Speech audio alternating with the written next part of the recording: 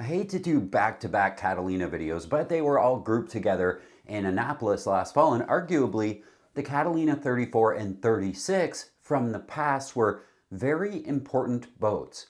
Most of the 34s and 36s are still around. They're still holding some sort of value, and many still sail in the Caribbean. And for a smaller, more affordable boat like they are, when Catalina makes a new one, we just have to take a look.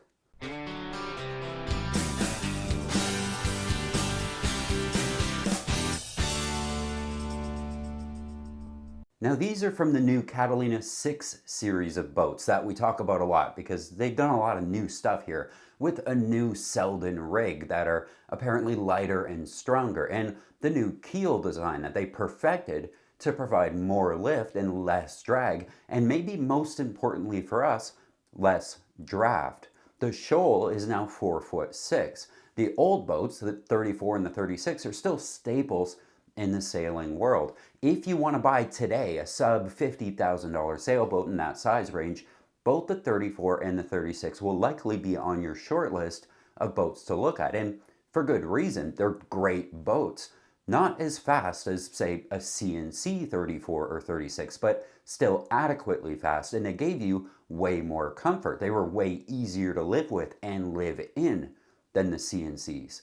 What we're looking at today is the new 356. Overall slip size, she's 36'6" with a 12-foot beam, so she'll still fit in whatever slip that your marina has available. The 4'6" keel could be optioned up to the 6'8". So if you see one of these used in a couple years, make sure you ask which keel that it has. There's a big difference there. The near 7-footer will be much higher performing, point higher into the wind, and probably be a lot faster, but harder to live with if you plan on sailing in Florida or the Bahamas, and possibly even harder to sell if you try to sell it on the East Coast later.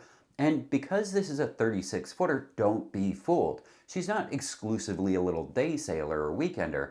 She's actually got things going on like propane lockers and big water tanks, 96 gallons of fresh drinking water, which is a lot. When I was cruising and living on my boat, I had 60 gallons and I got by just fine. For fuel, she's got 30 gallons, pushing the Yanmar inboard 29, which will drive this 15,000-pound cruiser along just fine. 29 is a bit light at the 15,000-pound mark, but it is adequate. And don't be fooled by the size here. She's got all the big boat toys. Up front, she's got Catalina's stainless double anchor roller, a deep anchor locker with electric windlass. She's got an in-mast furling. All her lines are let aft on the coach top, and some very big boat design traits. Out back, of course, a sugar scoop. There's a raised helm seat that gives you optimal visibility over the coach roof, while the benches are angled to provide better back support and safety. Twin backstays with outboard chain plates maximize space around the helm, and the stern pulpit has seats in it, enhancing maneuverability and convenience, and honestly, they're my favorite seats. The low-profile binnacle, they didn't fall into the trap of making something really tall. It's in front of the helm and provides access to a chart plotter without obstructing your view while you're actually helming this boat. And the well-positioned winches and working lines optimize sail handling from here. The cockpit's expansive layout facilitates easy access to the side decks and an oversized locker with ample storage space for all your essential items. Other deck features include the long steel grab rails on the coach roof just forward of the Dodger and the really long Jeanneau tracks. She's got the latest Raymarine screens and plotter and an electric coach top winch to handle the halyards. Missing, of course, is a main sheet traveler on the boat we looked at, but it's been replaced with the double-ended bridle system, so main sheet trim can be done from either side of the coach roof. This is interesting because a lot of the slightly older Catalina boats came with this double-ended main sheet system, and the owners quickly undid the double-ended design and ran a sheet terminating on just one side. I'm curious how many owners of this new boat might do the same thing. The boat is an excellent example of just how good Catalina has become at making boats. All their new boats seem exactly the same in really good ways. When you look at things like which hinges they use and fasteners and blocks and hardware selection, the quality of these boats has gotten so good. The smooth angles and the glasswork and the rounded corners and stainless grab bars everywhere that your hand might land. What Catalina is today is one of the most refined builders that we see on the market. They've made a plan back in the 70s and they put everything into it, executing it perfectly over the decades, and they haven't fallen into a lot of trendy traps along the way. From the time-honored 34 and the 36, the recipe is still exactly the same.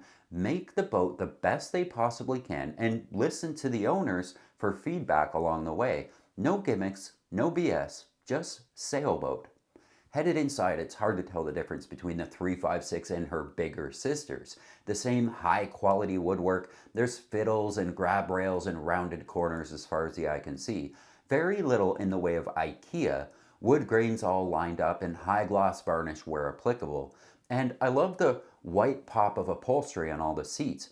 And for a 36-footer, what they fit in here is truly amazing. There's a bedroom at the back and an island bedroom in the front for the owners. There's a head and a galley in the middle with a saloon to properly entertain guests or cook dinner for the family. The U-shaped galley, so you shouldn't be able to fall down too much while you're underway. And the table in the middle is kind of a work of art. A small square that folds out into a big square, or every which way you might ever need it to. If you have to work here with your laptop or something, no problem. I know cruising couples are very into their 42 to 45 footers, but if you have more of a minimalist attitude about it, this boat genuinely gives you every single thing you can need in every way you need it without too much extra boat.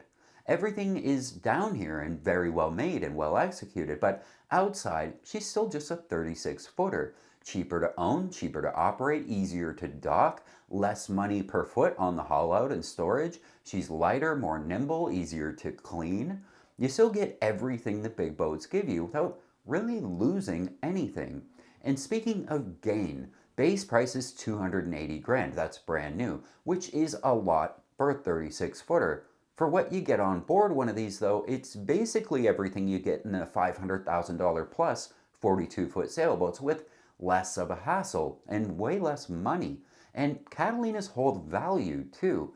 Even the 10-year-old versions of boats like this that they made are going for over 200 grand. Historically, Catalinas age very gracefully. They sell super fast too, and they're so well made that they don't really deteriorate very much over time. Thinking about those sort of IKEA stamped out very quickly high production volume boats that are kind of all falling apart after 10 years, and the Catalinas just aren't.